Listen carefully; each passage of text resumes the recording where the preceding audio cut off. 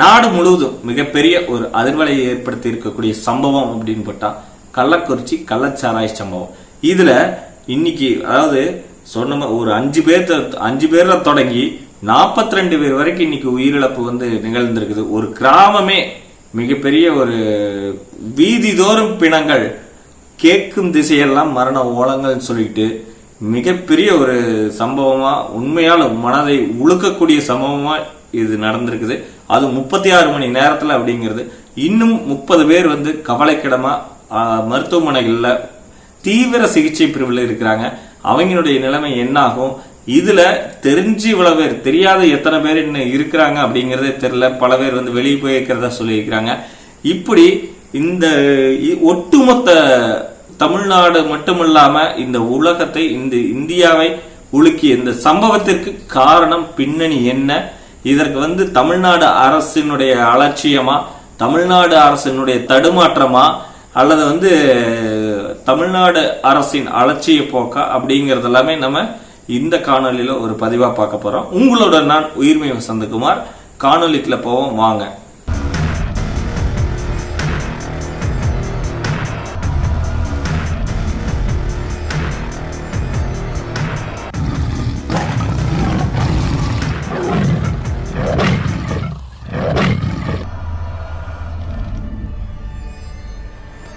தாய் தமிழ் உறவுகள் அனைவருக்கும் அன்பு வணக்கம். முதல்ல நம்ம வலைவலி சார்பா இறந்த குடும்பங்கள் அனைவருக்கும் ஆறுதலையும் கண்ணீர் வணக்கத்தையும் தெரிவிச்சுக்கிறோம். அதே சமயம் இந்த சாராயம் குடிச்சு இறந்தாங்க அப்படிங்கிறது உண்மையான மனதளவுல இது ஏற்புடைய விஷயமே கிடையாது. ஏன்னா சாராயம் எது குடிக்கிறீங்க, இதுதான் குடிச்சா அழிவு நிச்சயம். அதாவது சாதாரண எத்தனால், இப்போ ஈத்தேன் இருக்குது பாத்தீங்களா, எத்தனால் கலந்த ஒரு சாராய, ஆல்கஹால் கலந்த சாராயத்தை சாப்பிட்டாவே உடல் உறுப்புகள் பாதிக்கப்பட்டு அது ரொம்ப பிரச்சனை இல்லைனாலும் காலப்போக்கில் அது பிரச்சனையை உருவாக்கக்கூடிய ஒரு விடயம். அதனாலதான் மது நாட்டுக்கும் வீட்டுக்கும் கேட்டுன்னு ஸ்டிக்கர் ஒட்டிட்டு இவங்க வித்துக்கிட்டு இருக்கிறாங்க.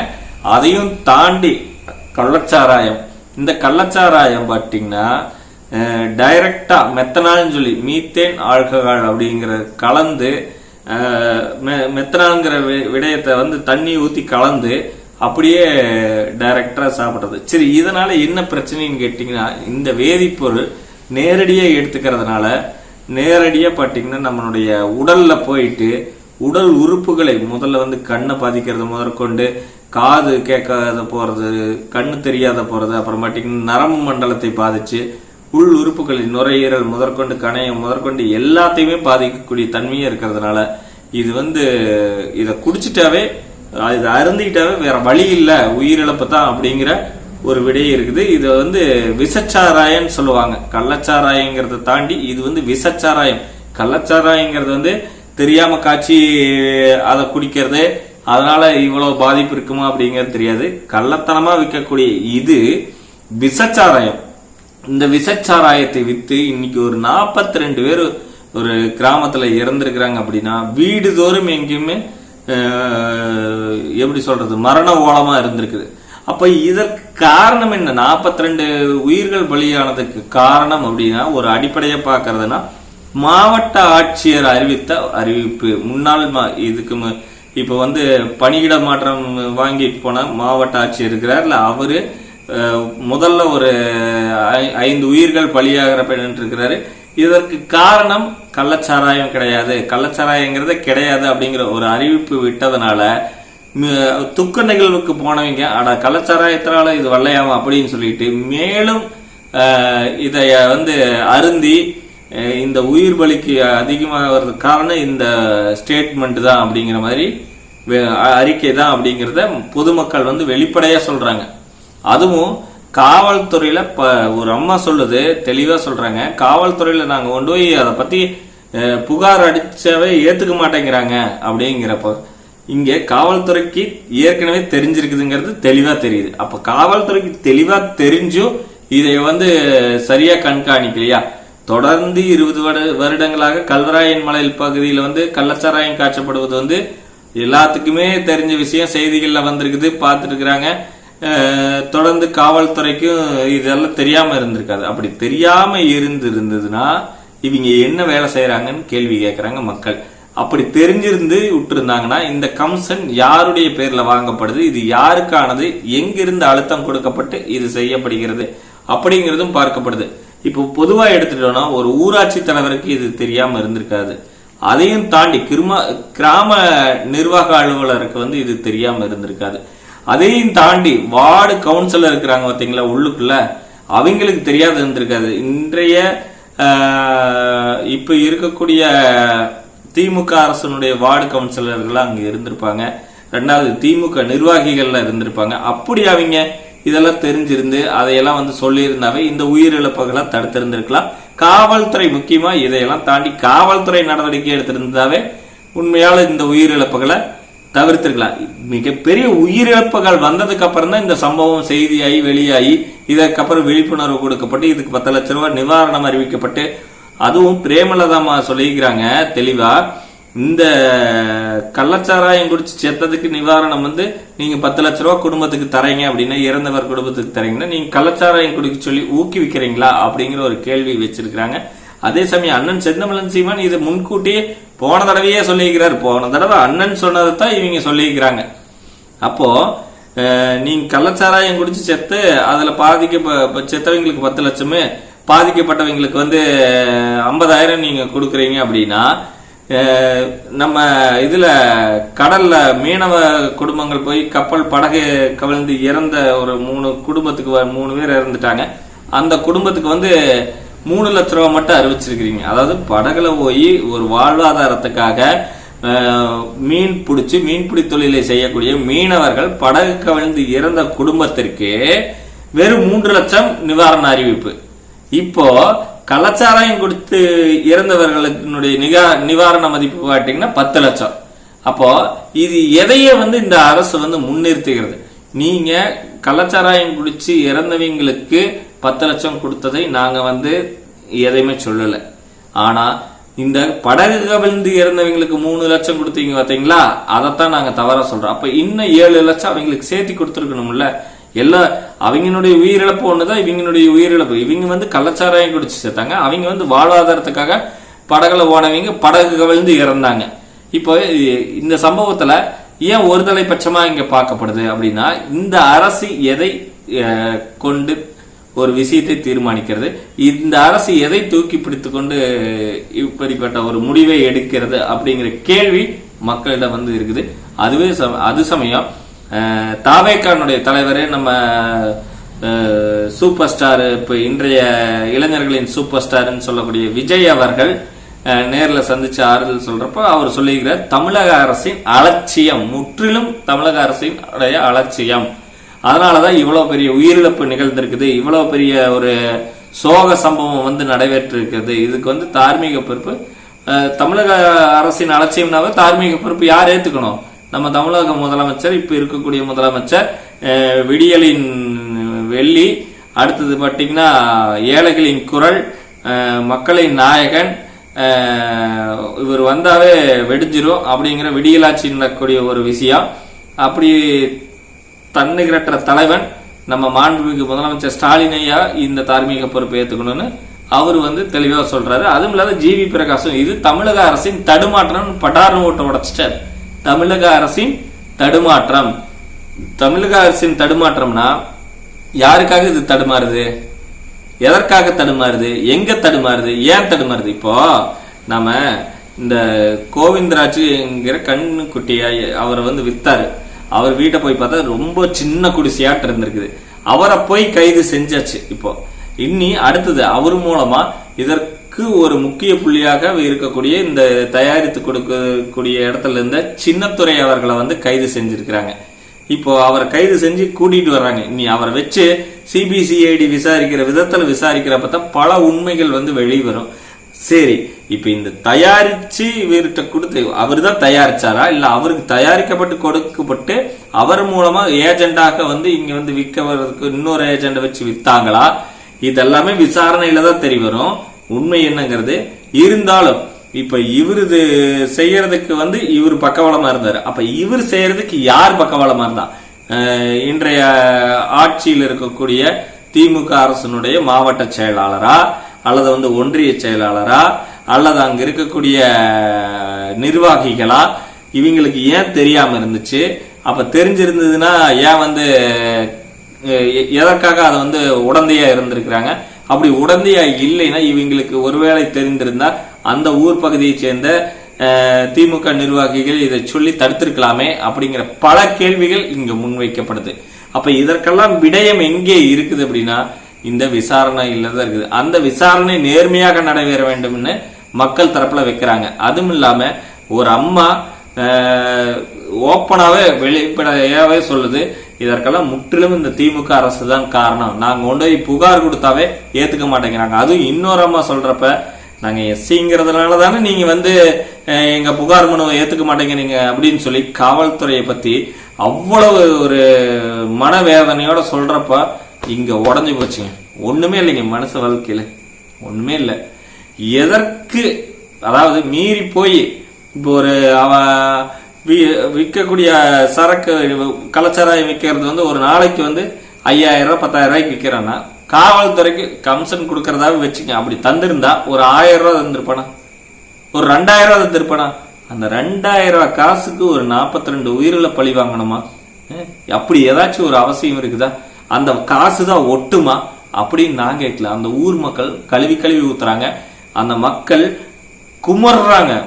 ஒவ்வொரு வீட்லயும் அந்த அம்மா ஒரு குழந்தை ஒரு பாட்டியை போய் தட்டி தட்டி ஆயா எந்திரியாயா, ஆயா எந்திரியாயான்னு அவ்வளவு அழுதுட்டு ஆயா எந்திரிங்க வளையெல்லாம் வாங்கையா போலாம் அப்படின்ட்டு கூப்பிடுறத பாக்குறப்ப பதறுகிறது நெஞ்சம் அப்படின்னு சொல்றாங்க. அதே சமயம் 3 குழந்தைகள் அப்பாவை இழந்து அம்மாவை இழந்து 3 குழந்தைகள் அந்த இடத்துல மாலை போட்டுக்கிட்டு மொட்டை அடிச்சுக்கிட்டு பாக்குறதுக்கு உண்மையாலும் கண்ணீர் கதம்பலா இருக்குது. இந்த அளவுக்கு இந்த சமுதாயம் வந்து சீர்கெட்டு போச்சா? இந்த சமுதாய சீர்கேட்டிற்கு முற்றிலும் காரணம் என்ன? அந்த நடு ஊர்ல, அதாவது அந்த ஊரினுடைய நடுவுல ஒரு குடிசை போட்டு இந்த கள்ளச்சாராயம் விற்கக்கூடிய தைரியம் எங்கே அவர்களுக்கு வந்தது? இந்த தைரியத்தை கொடுத்தது யார்? பக்கபலமாக இருந்தது யார்? அதைய ஊருக்கு நடுவுக்கால வச்சு விற்கிறப்ப காவல்துறை கண்டுகொள்ளவில்லையா? பக்கத்தால அருகில நீதிமன்றம் இருக்குதுங்கிறாங்க. அப்ப இதெல்லாம் எங்க? இந்த கல்வராயன் மலையில, கல்வராயன் மலைனாவே கள்ளச்சாராயம் காய்ச்சக்கூடிய அளவுக்கு மிகப்பெரிய ஒரு தொழிற்சாலையா மலையே மாறி போச்சுங்கிற மாதிரி மக்கள் பேசுறாங்க. அப்போ இந்த மலையை சுற்றிலும் காவல்துறையை நிறுத்தி இதை கண்காணிப்பு வளையத்துக்குள்ள கொண்டாந்து இவங்க சரியான ஒரு பாதுகாப்பு பண்ணியிருந்தாங்க, அல்லது வந்து சரியான விசாரணை பண்ணியிருந்தாங்க, இதற்கான தண்டனை உடனுக்குடனே அவங்க புகார் மனுவை ஏற்றுக்கொண்டு இதற்கான நடவடிக்கை எடுத்திருந்தா இன்னைக்கு 42 உயிர்கள் இன்னும் மிச்சமாயிருக்கு. இன்னும் 30 உயிர்கள் வந்து மருத்துவமனையில விழுப்புரத்துலயா இருக்கட்டும், கள்ளக்குறிச்சியினுடைய மருத்துவக் கல்லூரியா இருக்கட்டும், புதுச்சேரியில இருக்கக்கூடிய ஜிப்மரா இருக்கட்டும், சேலம் மருத்துவமனையா இருக்கட்டும், இங்க இன்னமே வந்து பல பேர் வந்து இன்னும் தீவிர சிகிச்சை பிரிவில் இருக்கிறாங்க. இப்ப அவங்களுடைய கண்டிஷன், அவங்களுடைய உடல்நிலை எந்த அளவுக்கு இருக்குதுன்னு தெரியல. இப்போ இவங்க முன்கூட்டியே அறிவிச்சிருந்த அறிவிப்புல அறிக்கையில மாவட்ட ஆட்சியர் வந்து ஒரு முதல்ல ஒருத்தர் பாதிக்கப்படுறாரு, அவரு கண்ணு தெரியாம போகுது, வயிறு எரிச்சலாகுது, நெஞ்சு அடைக்கிற மாதிரி இருந்திருக்குது, தான் வீட்டுல சொல்றாரு, காது கேட்கல, எனக்கு கண்ணு தெரியல, என்ன சொல்றதுன்னே தெரியல அப்படின்னு சொல்லிட்டு புலம்பவும் அதிகாலையில் எடுத்துக்கொண்டு போய் அவங்க மருத்துவமனையில சேர்க்க போகவும் அவர் இறந்துட்டாரு அப்படின்னு சொல்லாம, அதற்கப்புறம் வந்து அதே பகுதியை சேர்ந்த பல பேர், ஒரு 4 பேர் நாங்க குடிச்சிருக்கிறோம் அப்படின்னு சொல்லிட்டு அவங்க போய் மறுபடியும் அட்மிட் ஆகவும், ஏற்கனவே மக்கள் இதை வந்து சொல்லியுமே கேட்காம இவங்க ஒரு அறிக்கை என்ன தந்திருக்கிறாங்கன்னா, அவங்க கள்ளச்சாராயத்தால இருக்குல்ல ஒரு வயிற்று பேதி, வயிற்று எரிச்சல், வாந்தி, இந்த ஒரு பிரச்சனைனால, ஏதோ உடல் பிரச்சனையினால அவங்க இறந்திருக்கிறாங்க, உடல்நல கோளாறுகளால் அவர்கள் இறந்திருக்கிறார்கள் அப்படிங்கிறத தெரிவிக்காம அந்த துக்க நிகழ்வுக்கு போனவங்க, இவங்க இறந்ததனுடைய துக்க நிகழ்வுக்கு போனவங்க எல்லாரும் வந்து சரி போய் மது அருந்தலான்னு சொல்லிட்டு இந்த கள்ளச்சாராயத்தை, மலிவு விலையில் கிடைக்கக்கூடிய கள்ளச்சாராயத்தை வாங்கி அருந்தி இருக்கிறாங்க. இப்போ இங்க என்ன விஷயம் இங்க பார்க்க வேண்டியது இருக்குதுன்னா, இவங்க அறிக்கை அறிவிச்சிருந்தப்பவே ஒரு உண்மையை, அதாவது இவங்க கள்ளச்சாராய அருந்திதான் அதனுடைய பாதிப்புலதான் இறந்தாங்கிறத உண்மையே சொல்லியிருந்தா பலவேறு உயிர்கள், இப்ப 42 உயிர்கள் 37 உயிர்கள் வந்து பாதுகாக்கப்பட்டிருக்கோம், ஒரு 5 பேர் மட்டும்தான் இறந்திருப்பாங்க அப்படிங்கிற தகவல் வந்து மக்கள் சொல்றப்போ உண்மையால் வேதனைக்குரிய விஷயமா இருக்குது. இப்ப நான் கேட்கிற கேள்வி என்னன்னா, ஒரு தவறு செய்யறவனை விட தவறு செய்ய தூண்டுவனுக்கு தான் தண்டனை அதிகங்கிறப்ப இங்கே இந்த அறிக்கையை வெளியிட்ட இவர்களுக்கு என்ன தண்டனை கிடைக்கும்? குண்டாஸ் போட போறீங்களா, இல்ல ஆயுள் தண்டனை கொடுக்க போறீங்களா, இல்ல மரண தண்டனை கொடுக்க போறீங்களா? விசாரணைக்கு அப்புறம் இதற்கான நீதி என்ன கிடைக்க போகுது அப்படின்னு மக்கள் எதிர்பார்க்கிறாங்க. 42 உயிர்களை கொன்ற இந்த வழக்கில் இது கொலை வழக்காக மாற்றப்பட வேண்டும். காரணம் என்னன்னா, 42 உயிர்கள், 42 குடும்பங்கள், 42 உயிர்களையும் தாண்டி 42 குடும்பங்கள், அவர்களுடைய குழந்தைகள், அவர்களுடைய பெரியவர்கள் இன்னைக்கு நடு தெருவில் நின்றுட்டு தலையில இப்படி அடிச்சுக்கிட்டு அழுகிறத போய் மரண ஓலத்தை கேளுங்க. அப்பதான் உங்களுக்கு புத்தி வரும். அந்த அளவுக்கு இன்னைக்கு பல கட்சி தலைவர்கள் இன்னைக்கு பேசுறாங்க. கட்சி தலைவர்கள் அண்ணன் செந்தமிழன் சீமானா இருக்கட்டும், அம்மா பிரேமலதாமாவா இருக்கட்டும், அண்ணாமலை ஐயாவா இருக்கட்டும், அல்லது விஜய் ஐயாவா இருக்கட்டும், தாவேக தலைவர், இப்படி எல்லாருமே பேசுறாங்க. அப்படின்னா ஒரு அரசியல் கட்சி தலைவர்கள் சரி திமுக அரசின் மேல ஒரு பொறாமை நல்லா பேசுறாங்க, ஏதோ பிடிக்க ஆட்சியை கவிழ்த்துட்டுறணுங்கிறதுக்காக பேசுறாங்கன்னு சொன்னா, மக்கள் எதுக்கு திமுக அரசை பத்தி தப்பா பேசணும்? மக்கள் எதுக்கு இதுக்கெல்லாம் காரணம் திமுக அரசுன்னு சொல்லணும்? இது எல்லாம் நம்ம உற்று நோக்கணும். அப்போ இங்கே யாருக்கான அரசா நடக்கிறது, யாருக்கு கீழே இந்த வேலையெல்லாம் செய்யப்பட்டுச்சு, இதற்கான தண்டனை என்ன அப்படிங்கிறத யோசிக்கணும். வேலூர்ல கிட்டத்தட்ட ஒரு 50 பேர், நாகையில ஒரு 16 பேர், ஒரு 56 பேர் 66 பேர் கள்ளச்சாராயம் காய்ச்சினவங்கள கைது செஞ்சிருக்கிறாங்க உடனடி நடவடிக்கையாம. அப்ப இத்தனை நாள் ஏன் நடவடிக்கை எடுக்கல? இத்தனை நாள் எங்க இருந்தாங்க, எப்படி காய்ச்சிட்டு இருந்தாங்க? அப்ப அந்த காய்ச்சினது சாராயம்ல எத்தனை பேத்துக்கு போய் சேர்ந்தது, எத்தனை உடல்நல கோளாறாச்சு, எத்தனை பேர் அதனால இறந்தாங்க, இதெல்லாம் இன்னைக்கு வரைக்கும் தெரியாம இருக்குது. இந்த சின்னத்துறைன்னு கைது பண்ணிக்கிறாங்க, அவர் மேல கிட்டத்தட்ட 70 வழக்கு இருக்குதுங்களாமா. 30 ஆண்டு காலமா அவர் இந்த தொழில இருக்கிறாரு. 70 வழக்கு இருக்குது. ஒரு யூடியூப்லயோ அல்லது சமூக வலைதளத்திலயோ அல்லது ஏதோ ஒரு எக்ஸ் பக்கத்திலயோ, அதாவது எக்ஸ் பக்கம், முகநூல், இந்த மாதிரி இருக்கக்கூடிய இன்ஸ்டாகிராமு, இப்படி இருக்கக்கூடிய சமூக வலைதள பக்கங்கள்ல ஒரு சின்ன கருத்து போட்டா தேடி பிடிக்கக்கூடிய காவல்துறை, அவர்களுக்கு கருத்து சுதந்திரத்தை குரல் வலையை நெரிக்கக்கூடிய இந்த காவல்துறை, இந்த திமுக தலைமையிலான அரசினுடைய காவல்துறை, இப்படிப்பட்ட ஒரு 30 ஆண்டு காலமா இவங்க ஓப்பன்லயே இருந்திருக்கிறாங்க. 70 வழக்குகளையும் கையில வச்சுக்கிட்டு உட்காந்துருக்காங்க. அவங்கள கைது பண்ணல அப்படின்னா இது யாருக்காக இவங்களுடைய கைது நடவடிக்கை நடக்கவில்லை அப்படின்னு சொல்லி நான் கேட்கல, சமூக வலைதளத்துல பல பேர் கேட்கிறாங்க, மக்கள் கேட்கிறாங்க. இன்னைக்கு இந்த ஒரு காரணத்தினால உயிரிழப்புகள் எத்தனை, அவர்களுடைய குடும்பங்களுடைய பின்னணி யோசிச்சு பாருங்க. உண்மையால அந்த 3 குழந்தைகளை பாக்குறப்ப மனசு அப்படியே என்ன இப்படி எல்லாம் நடந்திருக்குது, கடவுளே நீ கண்ணு முன்னாடி இல்லையே அப்படிங்கிற அளவுக்கு நமக்கு ஒரு அவ்வளவு பெரிய ஒரு ஆதங்கம் உருவாகுது. அந்த மக்களே சோகக்கடல். அதுவும் கிட்டத்தட்ட 21 உடல்களையும் ஒரே ஊர்ல, அந்த கருணாபுரம் ஊரினுடைய 21 உடலையும் ஒட்டு மொத்தமும் ஒரே இடத்துல வச்சு அவங்க அடக்கம் செய்யறதும் எரியூட்டப்படுறதும் உண்மையால மிகப்பெரிய ஒரு கொடுமையான நிகழ்வு. வாழ்நாள்ல இது யாருக்கும் அந்த அம்மா அழுகுறப்ப முதல்ல கொண்டு போய் ஆஸ்பத்திரியில சேர்த்து என் புருஷன் இறந்துட்டான்னு சொல்லி அழுகுறப்ப, இந்த மாதிரி ஒரு சாவு யாருக்கும் வரக்கூடாது, இந்த மாதிரியான ஒரு நிலைமை, இந்த மாதிரியான ஒரு கேடுகிட்ட ஒரு விஷயம் யாருக்குமே வரக்கூடாது, யாருமே இதை அனுபவிக்கூடாது சாமி அப்படின்னு அவங்க அழுகுறது உண்மையால எவ்வளவு ஒரு வேதனைக்குரிய விஷயமா இருக்குது. அப்ப இங்கே சமுதாய விழிப்புணர்வு தாண்டி இங்கே ஒரு அரசனுடைய கடமையாகவும் ஒரு அதிகாரிகளுடைய கடமையாகவும் இங்கே எவ்வளவு விடயங்கள் இங்க தவறப்பட்டு இருக்கிறது, இங்கே தடுமாற்றம் ஏற்பட்டு இருக்கிறது அப்படிங்கிறத தெளிவா அவங்க என்ன சொல்றாங்க. ஜிவி பிரகாஷ் இசையமைப்பாளர் அவர்கள் பாத்தீங்கன்னா இது தமிழக அரசின் தடுமாற்றம் அப்படின்னு சொல்றாரு. இவரு தமிழக அரசின் ஒட்டுமொத்த அலட்சியம் சொல்லிட்டாரு தவேக தலைவர் விஜய் அவர்கள். அண்ணன் செந்தமிழன் சீமான் என்ன தெளிவா சொல்றாரு அப்படின்னா, இங்கே அதிகாரிகளை நீங்க அவங்க கண்டுகொள்ளவில்லை, இப்படி எல்லாம் பண்றாங்கன்னு சொல்லிட்டு நீங்க அவங்க மேல பழிய போட்டு அவர்களை பலிகிட ஆக்குவதை விட இவர்களுக்கெல்லாம் தலைவனாக இருந்து இதை முற்றிலுமாக தார்மீக பொறுப்பேற்றக்கூடிய இடத்துல இருக்கிறவர் மு.க. ஸ்டாலின் ஐயா முதலமைச்சர் அவர்கள் தான்.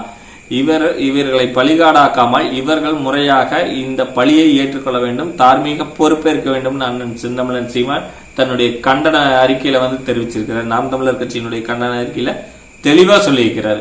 இப்ப இப்படிப்பட்ட கள்ளச்சாராயம் உண்மையால கள்ளச்சாராயம் இல்ல, அண்ணன் நாங்க மது குடிக்கிறத ஏத்துக்க மாட்டோம், நாம் தமிழர் கட்சியில மது குடிக்கிறத ஏத்துக்க மாட்டோம். அதே சமயம் இவங்க கள்ளச்சாராயம் குடிச்சு இறந்துட்டாங்கிறது வருத்தத்துக்குரிய செய்தியா இருந்தாலும் அண்ணன் ஒட்டுமொத்த இந்த மது ஒழிப்பை, அதாவது மது விலக்கை அமல்படுத்த வேண்டும் அப்படின்னு ஏற்கனவே போராடி பல எல்லா மாவட்டங்கள்லயும் மகளிர் மூலமா, நாம் தமிழர் கட்சியினுடைய மகளிர் பாசறை மூலமா மனுக்கள் கொடுக்கப்பட்டு அதற்கு இன்னைக்கு வரைக்கும் என்ன நடவடிக்கை எடுத்திருக்கிறாங்க.